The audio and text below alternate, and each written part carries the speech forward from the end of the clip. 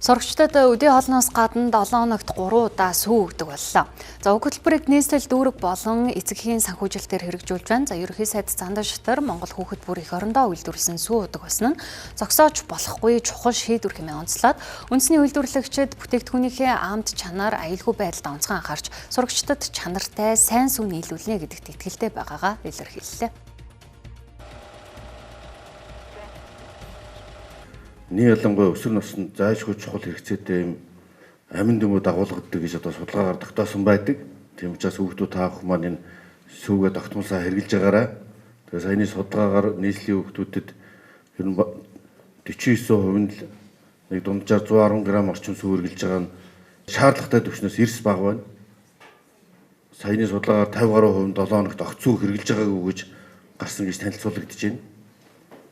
Ийм учраас сүү бол ялангуяа хүүхэд наснд маш чухал ач холбогдолтой хүнс тэжээл юм.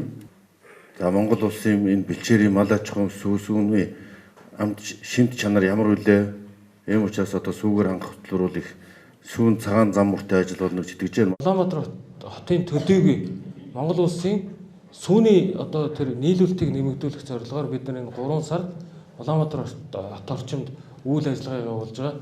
Сүүний фермерийн үйл ажиллагаа эрхлэгчдэд энэ сүүний үнэ худалдаж авахтан зориулсан нэн хөнгөлөлтөй зээлийг бид нар одоо олгохоор ингээд бэлтгэл ажил хангагдж байна.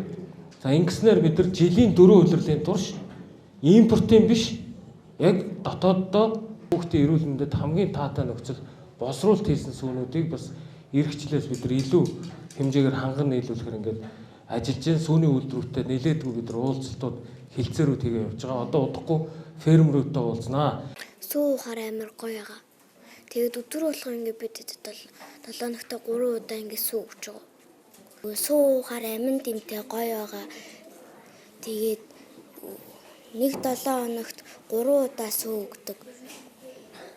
Ангидаа засваргааны цагаар бол бүлээн усаа уудаг байсан бол сүү хөтөлбөр хэрэгжснээр бол хүүхдүүд маань сүүгээ илүү усаан арай багасгаад сүүгээ уух айгуу сонирхолтой байгаа. За сүүгээ уухлаар манай хүүхдүүд ангийн хүүхдүүдийн бүр эрч хүч нь бүр нэмэгдээл. За одоо багш яг энийгээ дуусчих сүүгээ уучин тийм ээ гэж сүүнийхээ цагийг хүлээгээл тийм байгаа. Ер нь бол хог аяглаа бол одоо бол ерөнхийдөө бол хүүхдүүд буцаагаад яг сүүгээ уусныхаа дараа буцаагаад сүүнийхээ савыг бол яг багш нарын өгсөн зааврын дагуу яг буцаагаад ивх гээд дахин боловсруулалтанд өгж явуулж байгаа.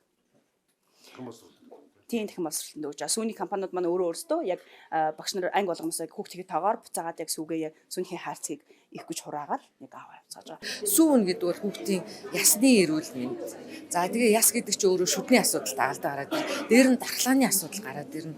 Дээр нь эн чинь кальци тэр сүүн дотор авалгаж байгаа шимт ижилэн бодис чи хүний бид маш олон зүйлд нөлөөлдөг учраас тэгээ ерөн сүүгийн чинь дэлхийн нийтээр төгс хүнс гэж нэрлэдэг штэ. Бүх шимт ижилэн бодисыг баг агуулсан хүнс чинь сүү байхгүй юу. Тэгэхээр зэрэг энэ эрүүл мэндийг дэмждэг гэдэг Монгол хүн дээр Монгол хүүхд дээр ямар байна вэ гэдэг судалгаанууд бол биднэрт бол маш олон судалгаа